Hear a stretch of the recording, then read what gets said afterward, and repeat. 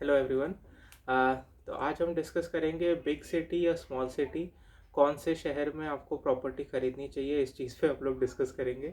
वैसे ये काफ़ी लोगों का सवाल भी रहता है कि बड़े शहर में जाए या छोटे शहर में जाए। इसी के लिए मैं ये वीडियो लेकर आया हूँ। वीडियो में आगे बढ़ने से पहले मैं रिक्वेस्ट करूँगा कि आप प्लीज़ ज़्यादा से ज़्यादा इस चीज़ों को लाइक और शेयर कर दीजिए अपने फ्रेंड्स, फैमिली, रिलेटिव्स को, क्योंकि ये जो रियल एस्टेट बेसिक्स मैं जो लेकर आ रहा हूँ, रियल एस्टेट एजुकेशन, ये बहुत ही कम बंदे कवर कर रहे हैं, बहुत ही कम यूट्यूबर्स कवर कर रहे हैं। और बचपन से हम लोगों को स्कूल में और कॉलेजेस में रियल एस्टेट के बारे में नहीं सिखाया जाता है। इसलिए हमारी रियल एस्टेट डिसीजन मेकिंग जब भी आती है तो हम लोग हमेशा उसमें मोस्टली पुअर ही होते हैं और किसी एक बंदे पे डिपेंड करते हैं।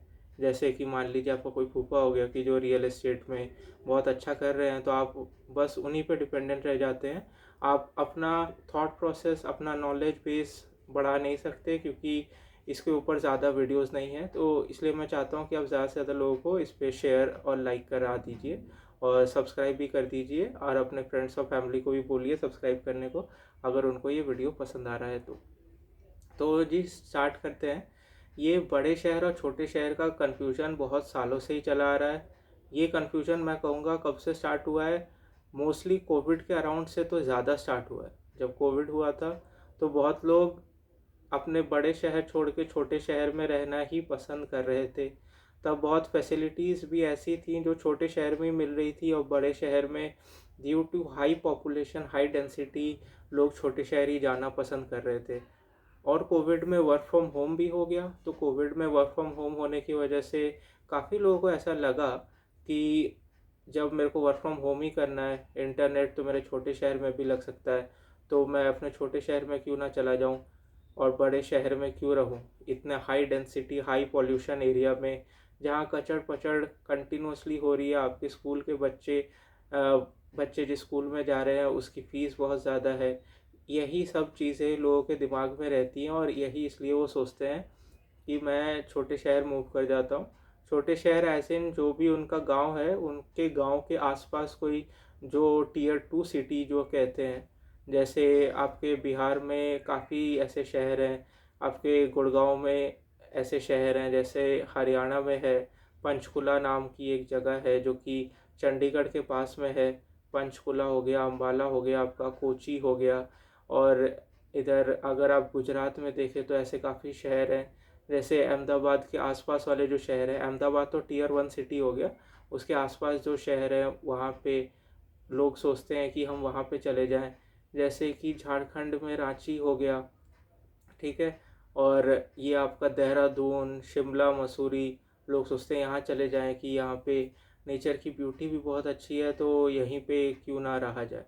इसी चीज़ पे हम लोग डिस्कस करेंगे कि ये कन्फ्यूजन तो लोगों को है ही, लेकिन अगर ये कन्फ्यूजन में क्लैरिटी उनको होती तो वो कब का बड़े शहर में मूव कर जाते। इसीलिए मैं इसमें क्लैरिटी आपको देना चाहता हूँ। ये सारे पॉइंट्स वो अपने दिमाग में लेकर चल ही रहे हैं, पर मैं दूसरा साइड भी लेके आना चाहता हूँ, जो टॉप सिटीज़ के एडवांटेजेस हैं और वो आपके छोटे शहर से क्यों अच्छे हैं। ये मेरे पॉइंट्स हैं, ये आप अपने फैमिली और फ्रेंड्स, रिलेटिव्स में डिस्कस भी कर सकते हैं और चर्चा का विषय भी बना सकते हैं, और देख सकते हैं कि कौन से प्रोस कॉन्स क्या हैं। और फाइनल वर्डिक्ट भी मैं एंड ऑफ द वीडियो में बताऊंगा कि आपको कहाँ पे इन्वेस्ट करना चाहिए, टॉप शहर या छोटे शहर में। और पहली बात तो ये जो मैं बता रहा हूँ पूरी कहानी, ये उन्हीं लोगों के लिए है जिनके पास सामर्थ्य है, जिनके पास पैसा है दोनों जगह खरीदने की। उनके पास चॉइस है कि या तो वो टॉप सिटी में ख़रीद लें या तो वो स्मॉल सिटी में ख़रीद लें। स्मॉल सिटी मेरे हिसाब से, जो मैं टीयर टू सिटी कह रहा हूँ, आप एकदम ही छोटा सिटी मत कंसिडर करिए। तो ये है versus tier one versus tier two city. तो टॉप सिटीज़ आपके वो हैं, आपके जो टॉप 7 शहर हैं जो इनिशियल मेट्रो सिटीज़ थे, जैसे दिल्ली, कोलकाता, मुंबई, चेन्नई, पुणे। और ये पुणे भी आजकल टीयर वन सिटी में ही कैलकुलेट करा जा रहा है 2017-18 से। और जो आपके टॉप 7-10 शहर हैं, जैसे आपका हैदराबाद हो गया, बेंगलोर हो गया, अहमदाबाद हो गया, दिल्ली, गुड़गांव, नोएडा। नोएडा तो नहीं है, नोएडा चलिए आप टीयर टू में ही उसको रखिए उसके कैटेगरी में, ठीक है। तो ये टॉप 10 सिटीज़ हो गए आपके। और स्मॉल सिटीज़ हो गए जैसे मान लीजिए आपका अम्बाला, कुरुक्षेत्र, देहरादून, मसूरी, शिमला, ठीक है। आपका कोची हो गया साउथ में जाएंगे तो।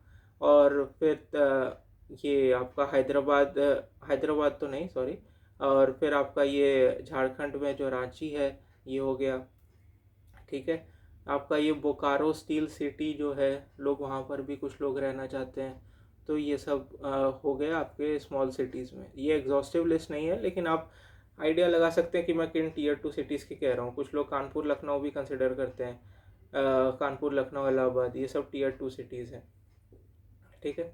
तो अब आगे बढ़ते हैं कि ये वीडियो उनके लिए जिनके पास सामर्थ्य है, चॉइस है इन दोनों में रहने के लिए, ठीक है। अब काफ़ी लोग बोलते हैं कि टॉप सिटीज़ में मैं इसलिए नहीं रहना चाहता क्योंकि वहाँ पे कचर पचर बहुत है, ठीक है। हाई डेंसिटी, हाई पोल्यूशन वाला एरिया है। आपके बच्चे जो स्कूल में जा रहे हैं उसकी फ़ीस बहुत ही ज़्यादा है, ठीक है। और स्मॉल सिटीज़ में ये सारे अगर आप देखा जाएगा तो उन्हें ऐसा लगेगा कि बहुत खुला हुआ है, बहुत ही लेड बैक एरिया है, ठीक है। वहाँ पे आप बच्चे जिस स्कूल में पढ़ेंगे उसकी फ़ीस भी कम होगी, और जो आप घर लोगे वो भी कम दाम पे आपको मिल जाएगा, और जो आप काम करोगे वो तो आप वर्क फ्रॉम होम कर रहे हो, है ना, तो उस पर तो कोई डिफरेंस है ही नहीं। लेकिन मैं आपको बताना चाहता हूँ कि टॉप शहर में जो इकोनॉमिक एक्टिविटी हो रही है वो इकोनॉमिक एक्टिविटी आपके छोटे शहर में नहीं होगी। इसका मतलब कुछ काम अगर आप कुछ बड़ा काम करना चाहते हैं तो वो आप टॉप शहर में करेंगे तो आपको 5-6 गुना ज़्यादा लाभ मिलेगा रादर दैन आप छोटे शहर में अगर वही काम करना चाहते हैं तो। इसका मतलब ये है कि अगर आपके कोई बिजनेस अगर आप करना चाहते हैं या आप कुछ और काम भी करना चाहते हैं, आप नेटवर्क बढ़ाना चाहते हैं अपने, तो ये जो नेटवर्क वाले लोग हैं, अमीर लोग हैं, ये सारे टॉप सिटीज़ में ही रह रहे हैं। अब मैं दिल्ली का एग्जांपल लेके चल रहा हूँ, तो यहाँ पे जो सारे टॉप बिजनेसमैन हैं, टॉप मिनिस्टर्स, लॉयर्स सब दिल्ली में ही हैं। अब दिल्ली में उनको भी कचड़ पचड़ झेलनी पड़ रही है, उनको भी ट्रैफिक जाम झेलने पड़ रहे हैं, लेकिन वो लोग तो कभी ये नहीं सोचते कि मैं दिल्ली छोड़ के चला जाऊंगा। जब आप पकड़ लीजिए कि आप पूरे साल में बहुत ही, जिस महीने में जब एयर क्वालिटी इंडेक्स बहुत ही ज़्यादा गिर रहा हो, जैसे दिल्ली में जब भी एयर क्वालिटी इंडेक्स गिरता है तो पहले तो हल्ला मचता है times of India, Hindustan times में कि दिल्ली इज़ चोकिंग, ठीक है। तो आप उन महीने अगर आपके पास सामर्थ्य है तो उतने दिन आप कहीं और गायब हो जाओ, अपने टीयर 2 सिटी में चले जाओ, अपने गांव में चले जाओ, ठीक है। आप कहीं गोवा भी घूम के आ सकते हैं। तो ये सारे काफ़ी ऑप्शंस हैं। अगर आपके पास ज़्यादा पैसा है तो आप स्विट्ज़रलैंड भी घूम के आ सकते हैं। लेकिन इसका मतलब ये नहीं है कि टॉप सिटीज़ का इकोनॉमिक एक्टिविटी स्मॉल सिटीज़ में कन्वर्ट हो जाएंगे, ऐसा नहीं होने वाला है। टॉप सिटीज़ के इकोनॉमिक एक्टिविटी हमेशा उधर ही रहने वाले हैं। अभी जो रिसेंट लिस्ट आई है आपने देखा होगा, टॉप बिलियनर्स आपके जो टॉप 10 शहर हैं पूरे वर्ल्ड में, उसमें न्यू दिल्ली और मुंबई आ रहा है। तो इसका मतलब कुछ तो बड़ा हो रहा है यहाँ पे, गवर्नमेंट का पुश भी है। और जो आप स्मॉल सिटीज़ में आप देखते हैं कि ये जो बहुत ही कचर पचर हो रही है ना, टॉप सिटीज़ में जो कचर पचर हो रही है, आपका सीवेज बाहर आ रहा है, रोड में क्रैक्स हैं, ठीक है। ये सब जो दिक्कतें आपको दिख रही हैं ये स्मॉल सिटीज़ में भी हो जाएंगी, लेकिन स्मॉल सिटीज़ में 20 से 30 साल बाद होंगी, ठीक है। अभी अभी मैं बताता हूँ आपको माइंडसेट क्या है। जो 30s 40s वाला जो बंदा है, ठीक है, जो डेली नौकरी पे जाता है, इन ट्रैफिक जैम से झेलता है, और उसको हर महीने बच्चे की स्कूल की फ़ीस ज़्यादा से ज़्यादा देनी पड़ती है, कोई गवर्नमेंट ऑफिशियल उसकी सुनता नहीं है जब भी वो कहीं पे कंप्लेन करना जाता है। तो इससे वो क्या सोचता है कि मैं अपने छोटे शहर में चला जाता हूँ, अपने गांव के पास भी रहूँगा, और ये सारी जो दिक्कतें मुझे आ रही हैं ये सब मुझे नहीं होंगी।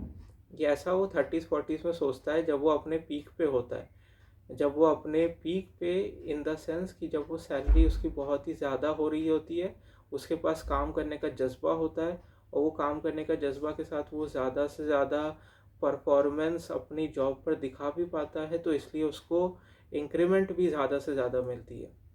इसीलिए वो बंदा सोचता है कि मैं अपना पैसा कहीं पे रख कर छोटे शहर में कहीं पे एक लैंड लेके बड़ा सा एक बंगलो टाइप बनाऊंगा, सामने लॉन और गार्डन रहेगा, ठीक है। तो ये सब लोग सोचते हैं। मैं कहूँगा कि आप थोड़ी देर रुक जाइए, आप थोड़ी देर पॉज करिए अपने दिमाग में, आप अभी जो डिसीजन लेने जा रहे हैं वो बहुत ही स्ट्रेस्ड माइंड में आप ले रहे हैं। जो 30s 40s वाला बंदा है, जो डेली जॉब करने जा रहा है, वो स्ट्रेस्ड में है।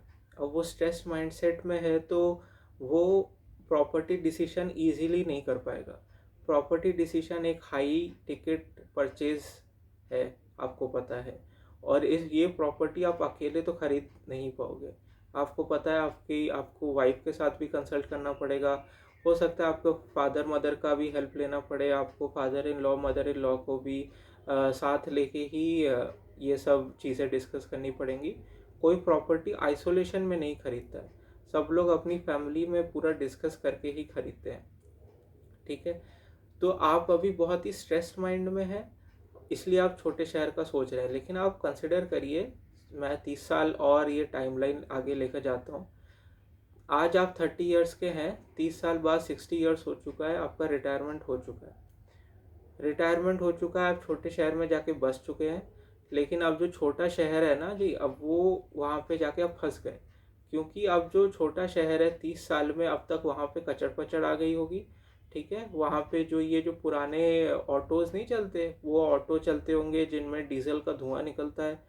ठीक है, वहाँ पे जो फार्मास्यूटिकल इंडस्ट्रीज़, अगर मैं कहूँ जो हॉस्पिटल्स हैं, आपका जो जेरेट्रिक केयर जो आता है, जो बहुत ही बुढ़ापे में जो केयर लगती है, वो सारे एम्प्लॉयज़ और हॉस्पिटल्स आपके छोटे शहर में नहीं होंगे, वो टॉप शहर में ही होंगे। तो मैं आपको बताता हूँ उधर सिचुएशन कैसी होगी आपके साथ। आप छोटे शहर में जाएंगे तो वो आप एक फंस जाएंगे। डिपार्चर लॉन्च ऑफ गॉड कहते हैं जिसे, वो है छोटा शहर। कि जैसे आप एयरपोर्ट में सिक्योरिटी चेक इन कराते हैं, उसके बाद आप फंस जाते हैं ना, वैसा ही आप छोटे शहर में जाके फंस जाएंगे। और फिर आपको लगेगा कि कब ये टाइम गुजरेगा। ठीक है, इसीलिए मैं कहता हूँ कि टॉप सिटीज़ ही आपके लिए बेस्ट है। ठीक है, और टॉप सिटीज़ में आप कभी भी छोटा वाला यूनिट बेच के स्मॉल सिटी में बहुत ही बड़ा मकान ले सकते हैं। मान लीजिए आपने स्मॉल टॉप सिटी में कोई मान लीजिए कोई 200 गज के ऊपर आपकी प्रॉपर्टी बनी हुई थी टॉप शहर में, अगर मान लीजिए दिल्ली में बनी हुई है, तो उसको बेच के आप कितना 2000 गज तक तो आप स्मॉल शहर में ले ही सकते हैं कभी भी। लेकिन वाइसी वर्सा इज़ नॉट ट्रू।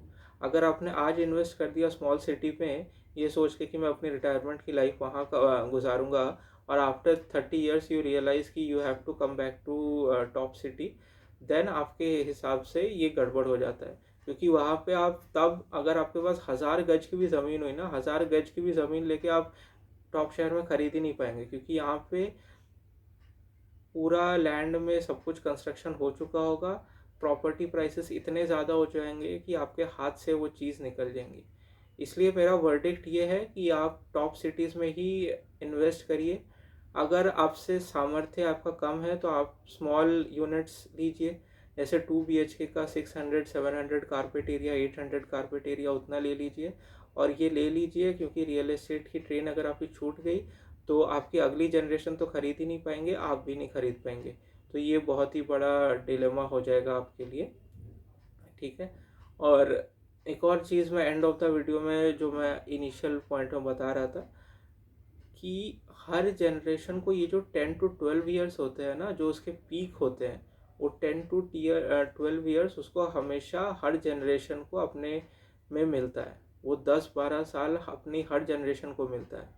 उस टाइम में, उस 10-12 साल में वो जनरेशन कहाँ कहाँ इन्वेस्ट करती है, और उसका रियलाइजेशन आपको कुछ साल बाद पता चलता है। मान लीजिए 20 ईयर्स बाद पता चलता है। तब आप देखोगे कि जो आप मिडिल क्लास के बैरियर में हो, आप थोड़े से ऊपर वाले बैरियर में पहुंच जाओगे, अगर आपने सही डिसीजन लिया during your peak time in the 10 to 12 years.